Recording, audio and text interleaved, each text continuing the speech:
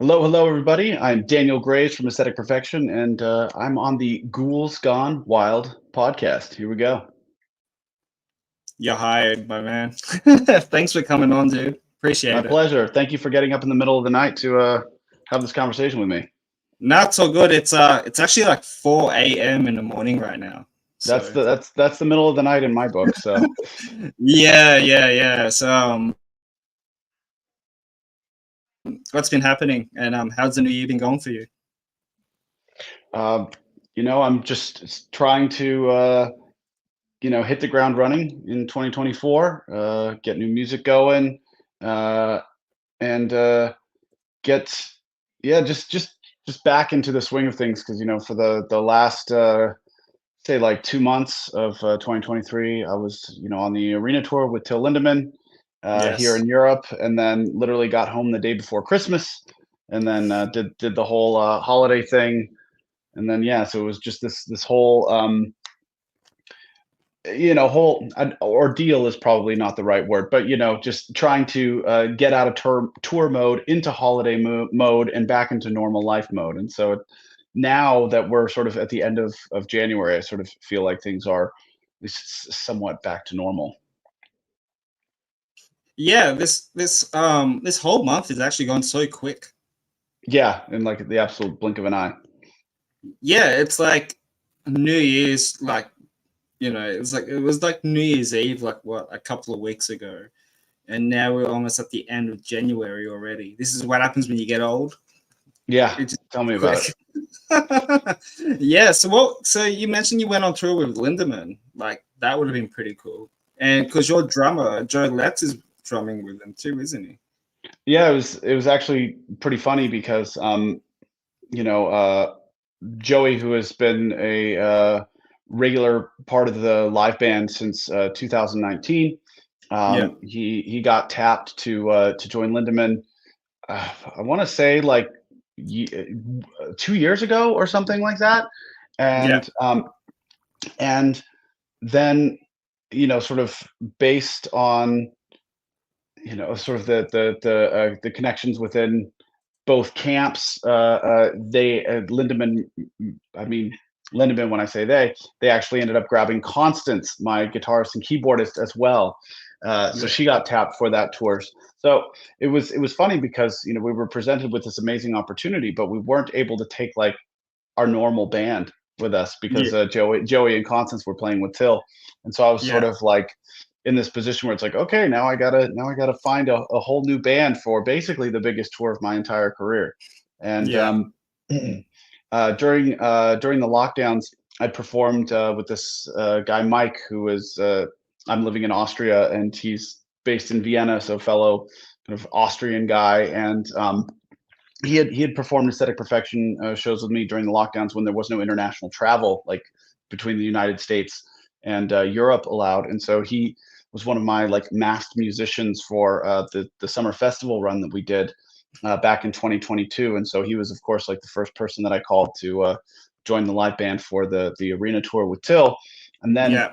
we were still sort of like left with the challenge of finding somebody who could play keyboards and guitar. And Yeah.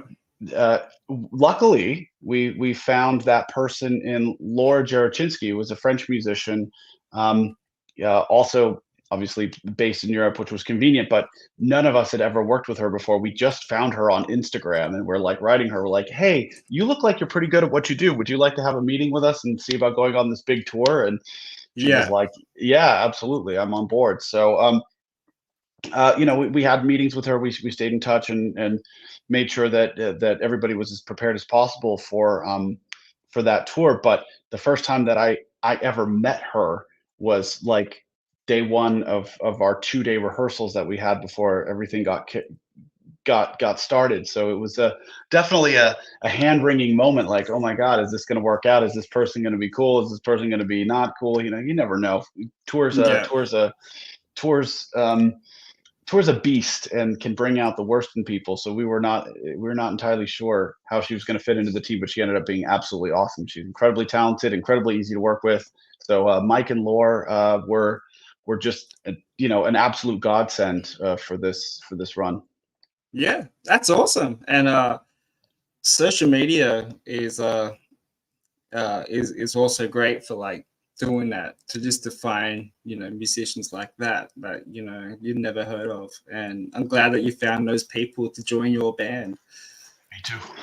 Yeah, but like the early Aesthetic Perfection stuff, it was just like all programming, correct? Minus the Well, guitars and stuff like that. yeah, I mean, Aesthetic Perfection has been since the beginning predominantly electronic. I mean, that hasn't really changed so much, No. because uh, I've flirted Yeah, with different acoustic instruments, starting all the way back with Till Death, which was in 2014. On that album, I added like live bass and acoustic guitar and things like that.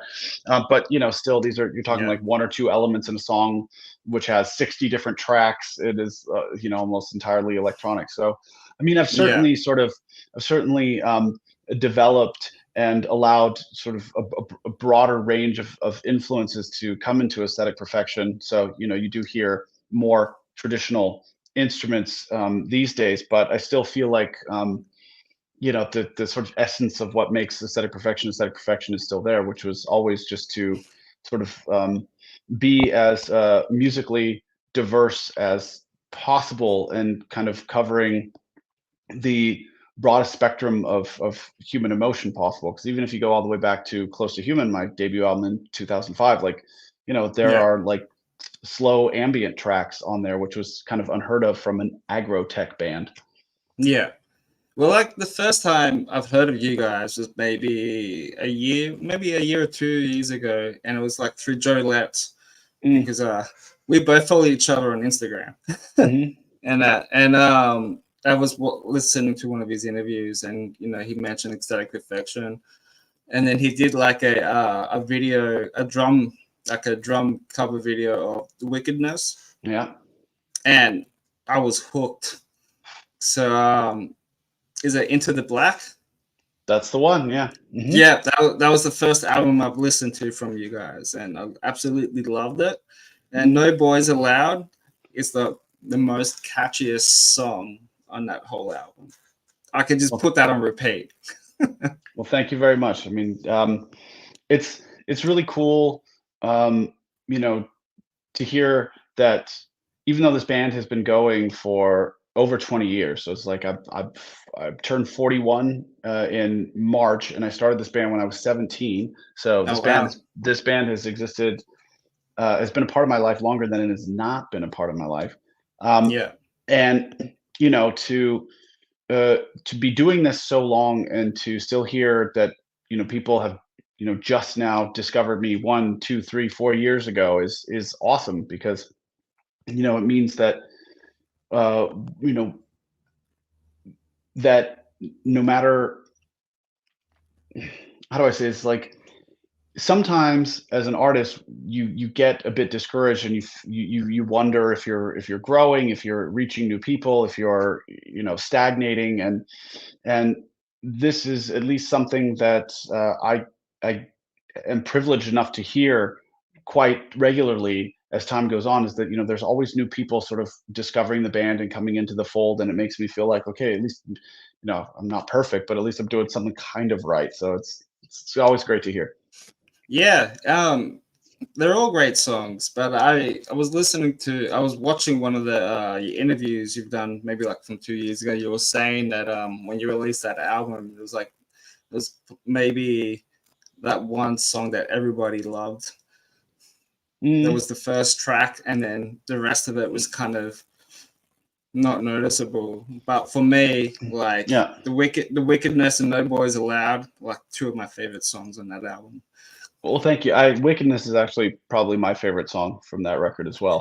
So Yeah, yeah, it just has that like that Nine Inch Nails vibe to it. yeah, like they're kind of like chugging, grooving, mechanical. Yeah, I really Yeah, love that stuff. yeah. Because I'm a guitar player myself, so I was like trying to figure out like if I can like put some guitar parts in there or anything like that. I'm like, Mm, I think I might just leave it. It sounds good as it is, but I know you released a couple of singles last year, and "Toxic" was the latest one you released in November. Hmm. Yeah. That Yeah. was pretty good too. I really like that. And "Summer Goth" is the most catchiest song I've ever heard. Well, Um, thank you.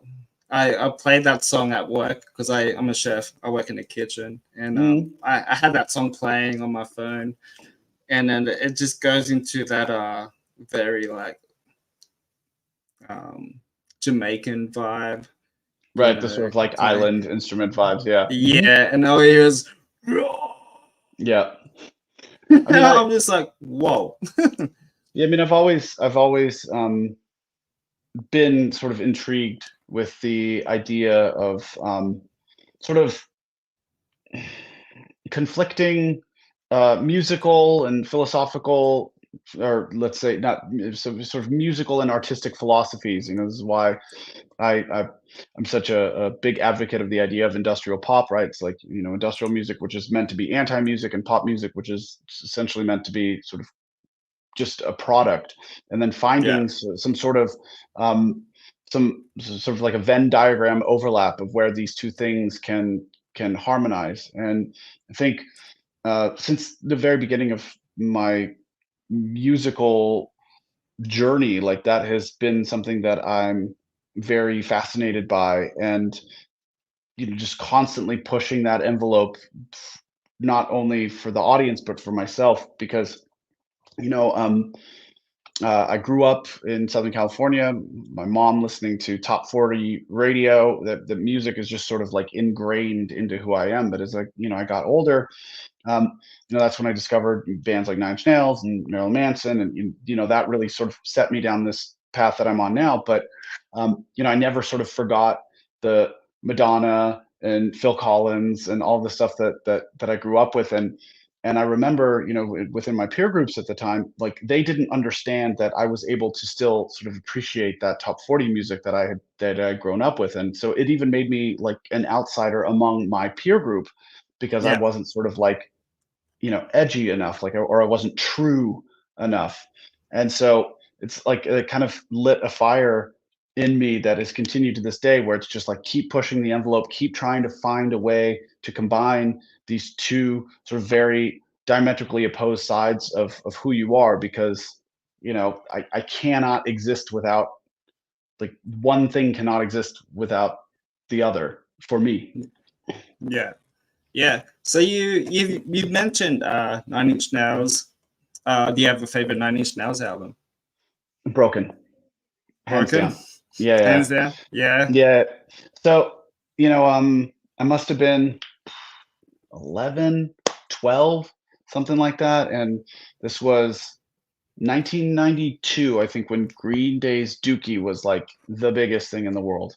And, I was just yeah, sort of like discovering my rebellious roots. And, it's not like Green Day is super rebellious, but, at the time, that was pretty edgy and punk rock, especially considering I'd grown up in a fairly um, strict evangelical Christian household. And so I was already pushing the limit listening to like Green Day. yeah, And one of my mom's coworkers, uh, who all I really remember about her is that she had like short, like dyed black hair, and she had like the piercings going all around, the her ear, all through the cartilage and stuff. And I thought that was crazy looking. And she yeah, goes to my mom one day and she says, your kid likes Green Day, huh? Yeah, he might like this. Give him this. And it was, a cassette tape of Broken. So imagine, like, I'm coming off of Basket Case and When I Come Around, great songs, but yeah, going from that to Wish, and then just Wish is blaring out of my speakers, just like a wall of white noise. And like I literally felt like I had been blown over by this record. And I still listen. I mean, all Nine Inch Nails is great, but Broken is yeah, just for me like this perfect fusion of what he was doing with Pretty Hate Machine, where it was like straight up pop or heavy pop, and then Downward Spiral, which got a little bit more avant-garde and heavy. But just like Broken is just, I don't know, if it's perfect for me. And I think I probably listened to it yesterday. It's still great. yeah.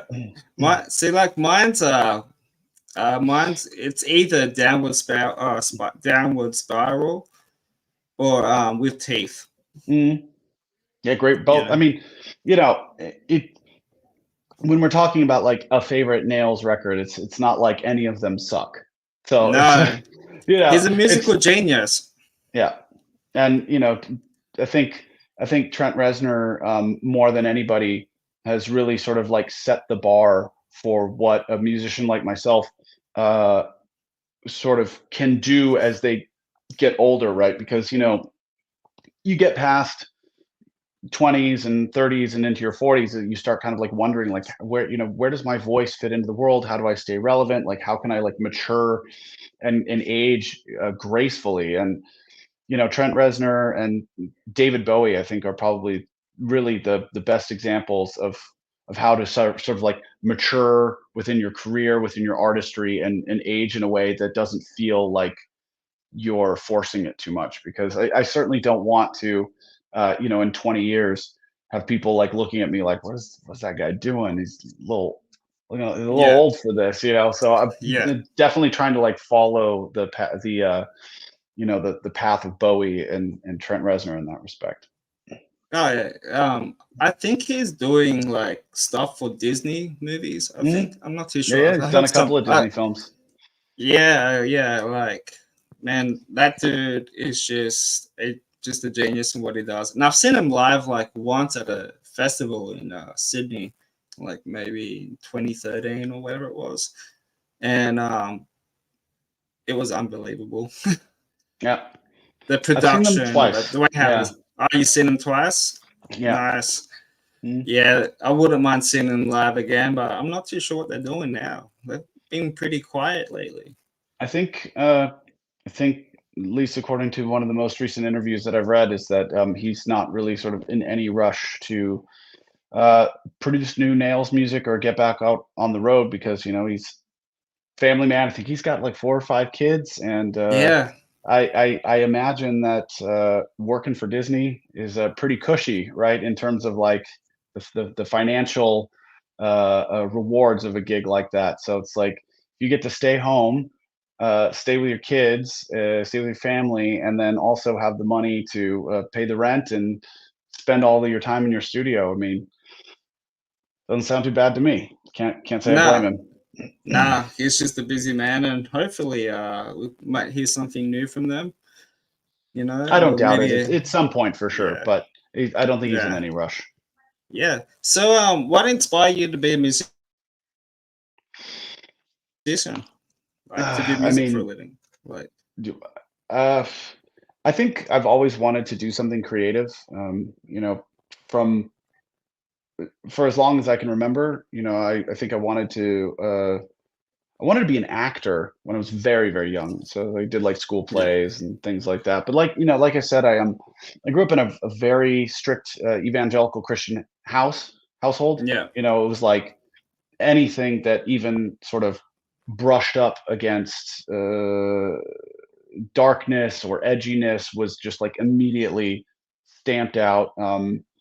Uh, and this was during the satanic panic of the late '80s and the early '90s. I don't know if that really became a thing in Australia, but essentially, it's like everybody in America was afraid that there was like cults and devil worshippers and ritual human sacrifices like going on in every neighborhood of America, like just constantly.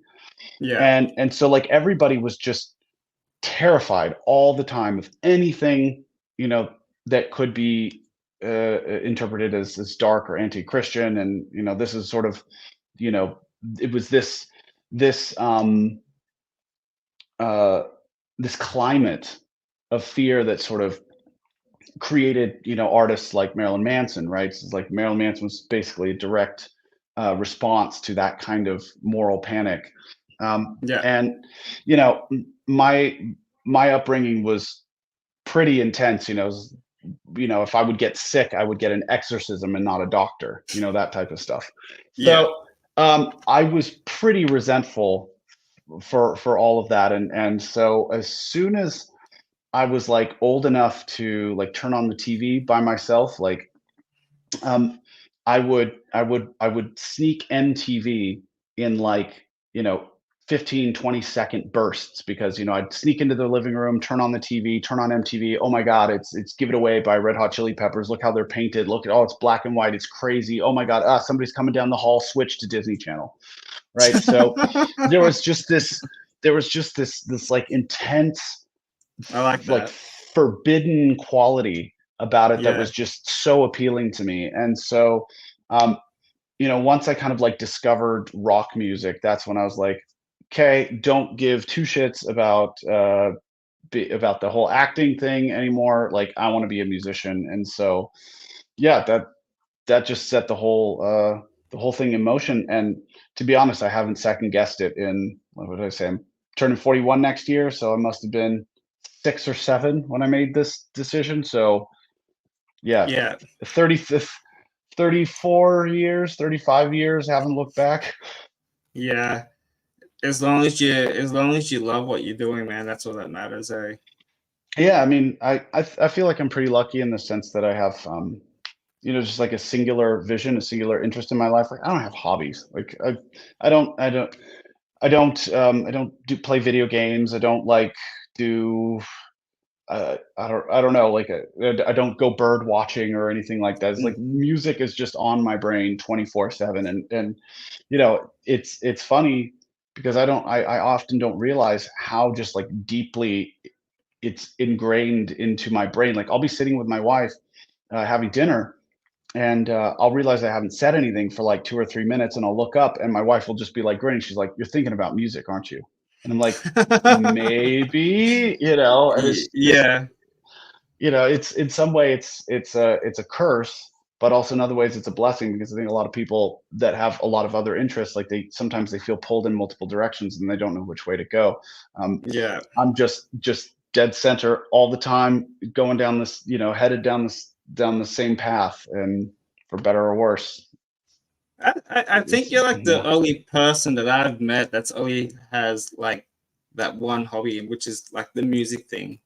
Everybody else that I've met, like they've always have hobbies of doing stuff, and you're Yeah. just straight focused on what you're doing, which is fucking awesome.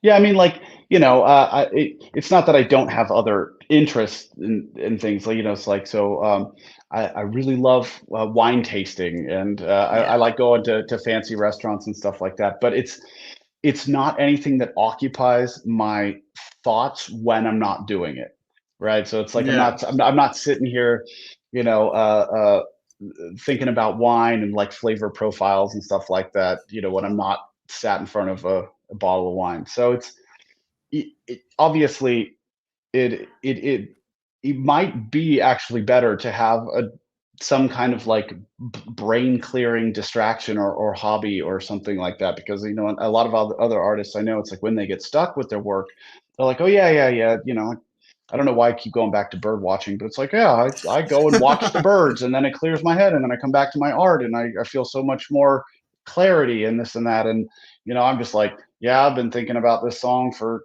37 hours straight. So yeah, yeah, yeah, and it's time to lay down the vocals and yeah. everything else. So, are you gonna be releasing any new albums or anything like that? Or are you just gonna be doing singles? Just doing singles this year. I've got a lot of cool stuff, um, on the docket, so to speak. I've got the sort of industrial remix of "Toxic" dropping on the 16th of February, and Yeah. then my new single is called "Monochrome." That's going to be coming out, I believe, March. When is it? It's in my schedule. March. Oh, February 16th. No, wait. February 16th is the Toxic remix. March 15th is the Monochrome single. And then I believe in April, I'm going to be dropping my collaboration with the alt rapper Sinister. So already, like I said, hitting the ground running, Oh, just nice. trying to, yeah, just trying to keep busy and do as much weird stuff as possible. Yeah. So, do you prefer to just release singles and albums than full length albums, or a bit of Like, both? I'm a child of the 90s, of course. Like, I like albums. I like Yeah. I like a full piece of work. But um, that said, is like that. That's not how people consume music right now. The people Mm. prefer singles, and the way the sort of social media algorithm works, and the way that the music industry is set up, in the sense where it's like, you know, uh, for example, with Spotify, um, whenever you've got a new release planned, you can pitch a song to all of their editorial playlists. Um, Yeah. but it's one song per release. So if your release has 10 songs on it, Yeah. you can only pitch one of the songs for editorial playlists. So Oh wow. though the 10 other songs will never have the chance to be pitched for editorial playlists. Like, that's just it. So you gotta think about sort of the zeitgeist, and how you can find a way for your vision to fit into sort of the way that the world works now. And so it's like, I could sit here all day long and be like, I prefer albums, and I could release albums, but it'd probably be doing me a disservice. And so I'm more interested in, like, if I want to create a more long form piece of art, like an album or an EP or something, well, maybe I can still do that, but I can do singles first and release everything as a single. And then, if people want to have that whole story as a physical record, then I can make CDs or make vinyl, whatever. But it's like, the business right now just simply does not lend itself to those types of releases. And I think that anybody who is, like, digging in their heels and refusing to sort of adapt is just really only hurting themselves. Yeah. One of my best friends, he's like an acoustic solo artist. He told me he just prefer to release singles for now than just writing a full EP. Yeah. I And mean, go ahead. go ahead. Oh no, yeah, no, he just said it's just a lot more. It's just he finds it's a bit more easier for him just to push out his music out Yeah. to the people so they can listen. I know he just released a new EP out already, but like beforehand, it was just releasing singles every couple of months or so, Yeah. and just playing them at a local pub Mhm. or something, man, like or weddings or I whatever. mean, So the thing is yeah, the yeah. thing So he is just that, preferred to just like, doing singles and then just doing full EPs. yeah, I mean, and that's the right way to do it. And I think that, given sort of the shortest attention span of people right now, it's that, is it going to be easier to get them to listen to one song, or is it going to Mm, be easier to get them to sit down and listen to 10 at one, in one go? And it's yeah, like, asking people to listen to one song is easy. Asking people to sit down and listen to 10 is entirely different, is an yeah, entirely different beast. And also, it's like, if you are releasing something, every 6 weeks, 8 weeks, 12 weeks, well, that's another opportunity to get yourself in front of your audience. It's like, you make one big release, all your songs are out. Now you've got to just kind of, try to remind people that they're out over and over again, instead of having, like, calculated campaigns of new releases, every, yeah, 8, 10, 12 weeks. I think that is just much more, um, like, the ask of your audience is so much less, and the ask of yourself is so much less, because you really can just focus on one work at a time.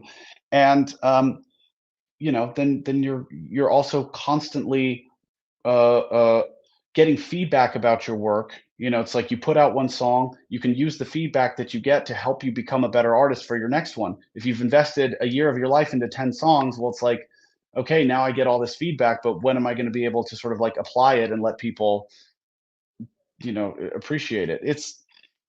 I mean, there's pros and cons, but I just think that, like, for now, singles they're it's just a no-brainer. yeah, yeah, and it's easy to get out as well. But Mm, yeah, it's the music industry. I'm not in the music industry. I know friends that are in there. It's a tough gig.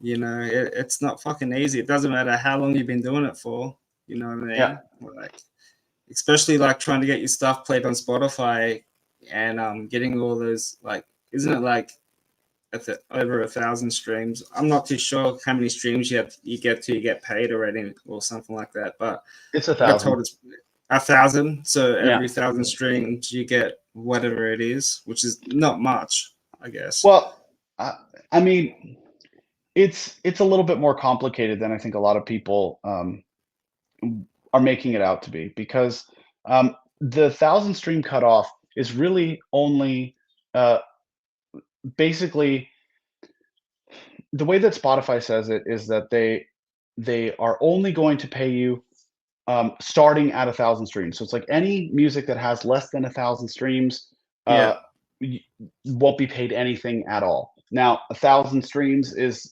really only three $3.90, or maybe no, 39 dollars. So it's not that much. But yeah, there are apparently like reasons behind why they are doing this. I think part of it was to combat people who are bulk uploading in order to sort of game the royalty system. I don't fully understand all of the specifics, so don't quote me on that. And anybody listening who wants to like write me hate mail and say you've got it totally wrong, it's very possible that I have it completely wrong. But it yeah, does start at 1,000, and then you don't get paid for you don't get paid for every 1,000 plays after that. You get paid for every stream after that. And yeah, you know, for an independent artist like myself, it's like I don't have a label, I don't have management. When I get 1,000,000 streams, I get $3,900. That's not that bad. yeah, And really, what it is that like the labels and the managers that come in and sort of like whittle that money down to nothing. That's really sort of what is leaving a lot of these artists who are getting a lot of uh, uh, coverage basically in the big rock and metal outlets. I think Danny Filth from Cradle of Filth was like, "Oh no, we got 23 million streams and I only got like $50." And it's like that math don't add up unless the people at your record label are like really, you know, hosing you here. Or Gary Newman yeah, being like, "Oh, I got 1,000,000 streams of Cars and I only got 23 quid." It's like something here is not adding up. And I think that it's unfortunate that these people with these big platforms, these like large voices in the industry, are yeah, perpetuating this narrative that says like streaming is like really terrible for artists, when it's like streaming is probably the best thing that has happened to artists ever. I mean, yeah, musicians ever, because the bar to entry has been removed. Any artist can release their music. They don't need a gatekeeper. They don't need a label. They don't need anybody, funding them. They can do it all themselves. And you have the opportunity to at least get your music out into the world, and at least somebody might be able to hear it. But 20 years ago, if you didn't have a label bankrolling that, well, then you had no hope in the world of ever being heard. So I get that streaming isn't perfect. I get that they could pay us a little bit more. I'm all for that. But this idea that streaming pays you absolutely nothing, I think, is really sort of doing a disservice to anybody who's thinking about getting into this business, because they think, I'm screwed from the beginning. Like there's no way to win. Well, it's like you really can build a career for yourself if you think strategically and if you make good music. yeah, exactly.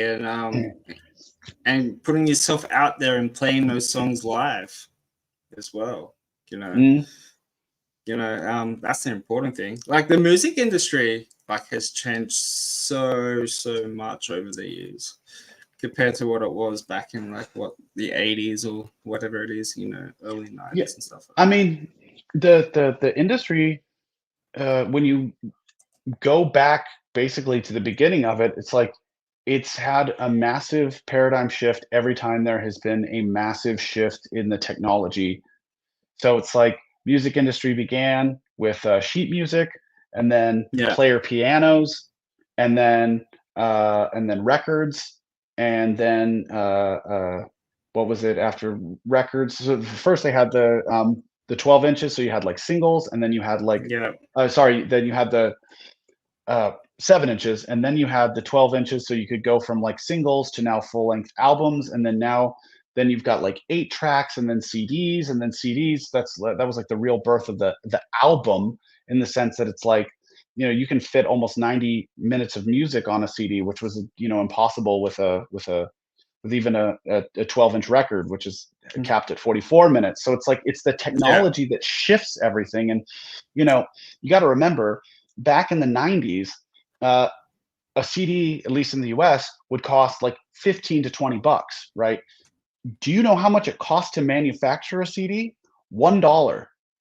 Oh wow. Like that, all of that money was profit, and that went straight to the record labels. Unlike a Yeah. vinyl, which can cost, quadruple that. So it's just Yeah. like the industry changes based on the technology, and I feel like the CD really made sort of the record labels so incredibly rich because it had zero upfront like costs in terms of like manufacturing, and it was just this product that was nothing but profit. And then here comes Napster, this new piece of technology which essentially undoes all of that and just completely pulls the rug out from under them, and now they're no longer able to price gouge their audience, nor the artists that they represent, because now they don't have the money to develop artists, and they are not making any money off of the sales of their catalogs. And so really the power gets placed into the hands of the audience and the creators. So really, I feel like this paradigm shift now is something that is just so underappreciated. Like I would Mm. never want to go back to what it was, in the like the 90s, or for me when my career started in the early 2000s. Just like I never made any money at all. Doesn't matter how many Yeah. thousands of CDs I sold, my label kept every penny. I never got a cent from like my Yeah. first European label, and I was just like, man, I don't ever want to go back to that. What we got now, we are spoiled. This is awesome. I love it. Yeah. So you're pretty much doing like everything on your own, aren't you now? Like you're producing, mixing, releasing. Yeah, I mean, I have like sort of a trusted inner circle of people who I work with, like my friend Sebastian. Anytime I need guitar parts, I call him up. Ah, You know, that dude's awesome. yeah, Yeah. Sebastian I've looked is, him up. Yeah. yeah, he's phenomenal. He's probably the best guitarist I've ever like come in contact with in my whole life. Yeah. And then I've got my friend Christian from the band Rotor Sound. He's basically like the person who I bounce all of my mixes off of, and if I'm ever questioning anything, like, does this not work? Does this work? Whatever, he tells me straight up. He's German. He's very no nonsense. Um, and very often I'll even have him mix stuff for me. Like if I'm feeling completely overwhelmed with the production and I'm just like my brain can't handle a mixing job, I send it to him. He's an absolute master, and then he does the mastering as well. The Yeah. artwork guys that I work with, my friend Sam Pancake, he's just a stellar designer, and just basically makes all of my stuff look better than it has any right to be looking. So I've got like a trusted group of people who Yeah. who help me um, make bring my ideas to life, or help me make them better.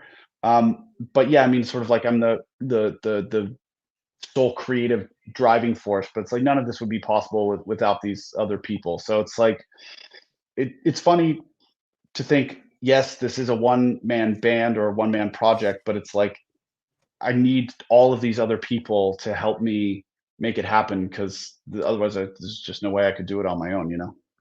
Yeah. And you're doing a really good job at it, man. So keep it Thank up, you. dude. Thank And you. fingers crossed we'll probably get to see you guys play in Australia one day in the future. Maybe. Yeah, I would love to. I think, man, it's been Have you going been on here nine. before? Yeah, yeah, yeah. So we did a tour of Australia as Aesthetic Perfection in 2010. Oh wow. So That's a very long time ago. yeah, and so we did Sydney, we did Melbourne, and we did Perth. And Yeah. then in 2015, I got brought back to do a DJ gig or a DJ tour in Australia and New Zealand. And so then Oh, cool. I did Sydney, Brisbane, Perth, Wellington, and what's the other one? New Zealand, Auckland. Yeah, And right. it was incredible. It was just I was so incredibly grateful to have had that opportunity. And we've talked about coming back as as a live band, but it's just the costs are Yeah. astronomical. For getting a crew and gear and everything. So I'm definitely hoping that at some point in the future, like becomes possible to tour not just Australia but also New Zealand again because it was amazing. So when you were doing those DJ sets, were they like for like festivals or nightclubs or? They were nightclubs. Yeah, Um, right. yeah, and it was I can't remember what their name was, but they were basically like these two uh, guys. One was from Perth and one was from Sydney, and they sort of Yeah. organized multiple events all throughout Australia. Okay. And I don't know if they're still doing parties, but like the whole idea was that they wanted to like really build up their sort of CV and build up the dark scene in Australia because I've been around a while. I've seen a lot of promoters there come and go, and I think that they were on their way to becoming some of the biggest ones. But I haven't talked to them in a while, so I don't really know what's going on Yeah. down there. Yeah.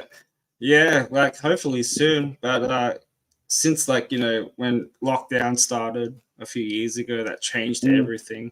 for sure, yeah, Are you still doing the Patreon thing? absolutely, yeah, yeah. Yeah. How's Patreon that has been going? just really such a blessing and such a lifesaver because you know uh, there's this saying that you only need like 1,000 dedicated fans to get a stable career as a musician, and they have like proved that time and time again. The community is something that even when I got this started, I couldn't have fathomed in my wildest dreams. Like to see so many people connect with one another through their love of my music, and see friendships and even marriages like result as just from the people being a part of this community. So it's been really an honor to be a part of. So the fact that they not only support me financially for my art, it's like also it's just a bunch of great people. Yeah. Yeah. Patreon. Yeah, like we were saying, the Patreon thing has saved a lot of musicians as well with Yeah. money cost. If it wasn't for that, like I wouldn't met. I probably wouldn't met like people like Eric 13 from Combi Mm, Christ. mhm, That I've known him for like 2 years or something like that now. We both follow, he follows me on Instagram, and I do this other podcast called Pink Sock. I've been doing it mm, for 3 years, mhm. and I've had him on there like maybe 3 times. And he's just such a sweet dude, such an Yeah, awesome yeah, guy. He really wants to come back to Australia one day and stuff yeah. like that. And even Joe Letts as well. If it wasn't for, I think it was the Calabrese podcast interview that he done. I think it was Calabrese, or I can't remember. It was some interview. I was with AC Slade or something like that. Okay. Yeah. I probably wouldn't know who he was, but yeah, I support him on Patreon. I support a lot of people on Patreon as That's well. awesome. I mean, Yeah. it's just such a great way to directly support the creators that you love. Like I also support other people on Patreon just because I believe in the platform so much. Oh And yeah. I support bands and podcasters and stuff. It's like I don't know, like I feel especially being someone who's benefited so much from it, like if I can sort of pay it forward a little bit, it's it's the least I could do. Yeah, and I've made so many like new friends from that thing too, all over the That's what I world. mean, the community. It's like And it's a it's beautiful such thing. it's such an unexpected, like, positive side effect of a platform like Patreon. Like, I love it. Yeah, it's exactly the same thing now when since I've been doing my own podcast now, aside from Pink Sock, I've only been doing this for like 3 months, but like I've met and chatted to a lot of cool people on here. And I'm pretty grateful to have that moment with them, Yeah. especially with you. Now I can classify you as a friend now since like you and I just met and stuff like that. But since this is a horror based podcast, are you Mhm. do you like horror movies? Yes, but, like, I wouldn't call myself, like, a connoisseur of the genre, right? Like, so I grew up with, all the sort of, like, '80s B-movie horror stuff, so I like Return of the Living Dead. I like the sort of funnier, campy, over the top stuff. Once Yeah. it got, once we got in, and I also like have like a really big soft spot for like the '90s teen horror. So I like Scream and I Know Yeah, What You Did same. Last Summer, and then there's all the really bad ones that were like bad knockoffs, like Cherry Falls and stuff like that. It's just like so bad, but it's also Yeah. entertaining. But then when we got into like the Saw and the Hostel type stuff, that it got a little too like realistic for me, and I'm actually quite Yeah. squeamish. So I'm like, I'm out. I'm out on that stuff. But I Uh, go back and I make my wife watch like Return of the Living Dead and all the campy stuff. I love that. Evil Dead's like one of them too. It's like the cult Yeah, classic, yeah, especially like Army of Darkness as well. yeah, That kind of lead to that the comedy vibe of yeah. that franchise. But Scream was like the big deal for me because I was Mhm. maybe 12 years old when that came out. Yeah, and I think I waited a year later to be released on VHS. And yeah. back when my parents were still together, we used to go to the local video store to go and rent new releases. Hmm. I was like maybe 13 at the time. So walk past and then at the Scream new release VHS up there movie, and I just said to my mom, like, "Mom, can you get this for me, please?" And yeah, I just fell in love, and then watched it, and yeah, I just fell in love with it. Such a Yeah. great movie.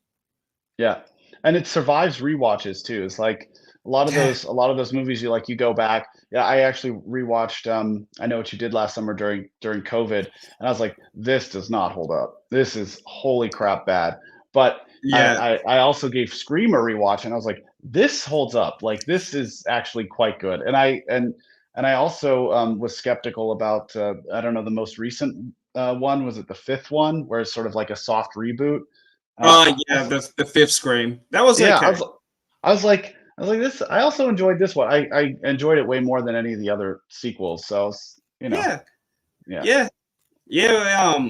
Last week on this podcast, me and my friend Mike did.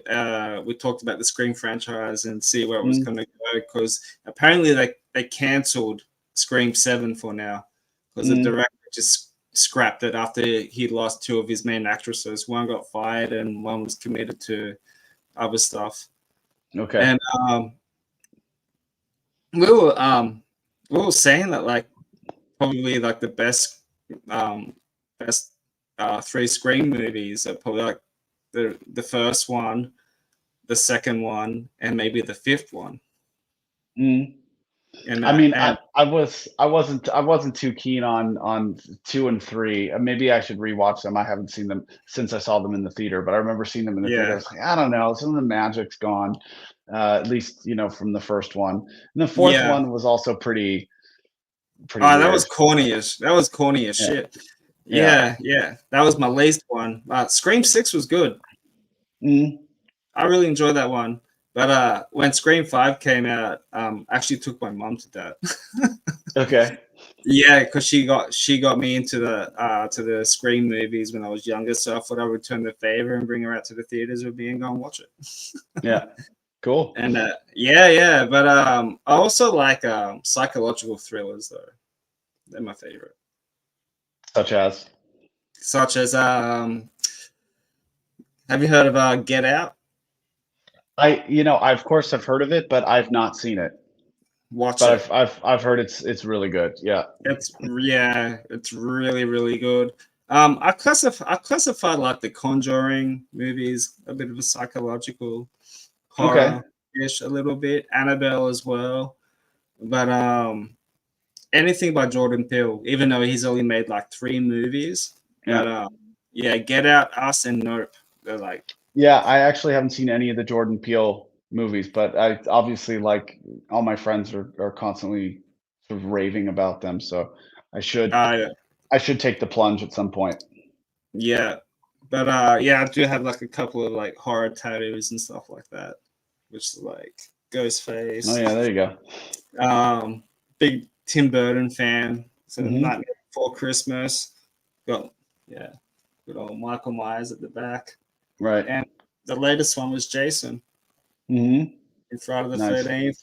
And I guess you can classify Alice Cooper as a Yeah. as a horror icon, you should say, because I love him That's to death, man. yeah. For a person at his age that's still going out and doing it, it's fucking amazing, man. I saw him live actually opening for Rob Zombie not too long ago. I was like, "Man, this guy sounds great." And this was already like 10 years ago, so Yeah, yeah, yeah. yeah, he's still doing it. Yeah, he's Good for coming back him. to us. He's coming back to Australia for some music festival next month, I believe. I might Awesome. catch that out if I can, Mhm.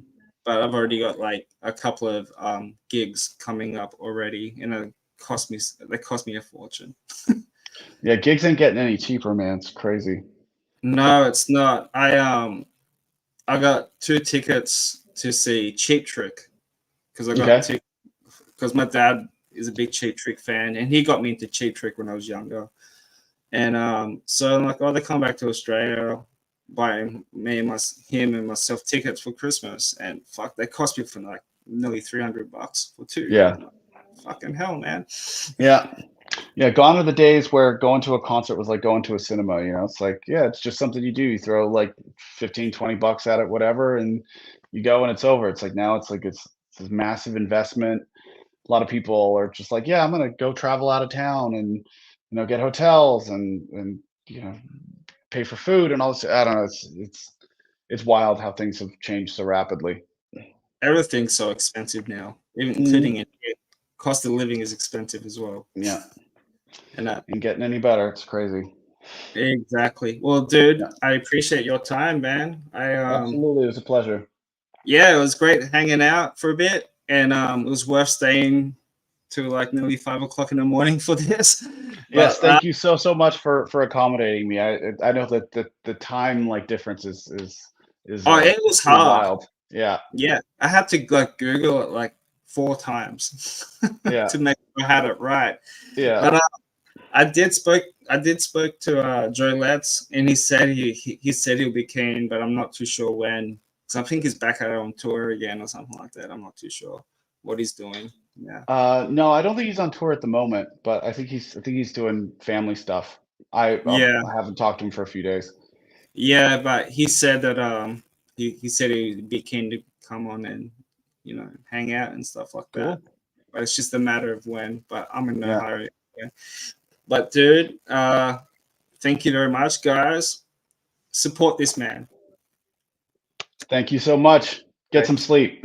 You've earned it. Yeah, and follow him on Instagram, friggin' Spotify. His band Aesthetic Perfection. Follow them. They're really cool.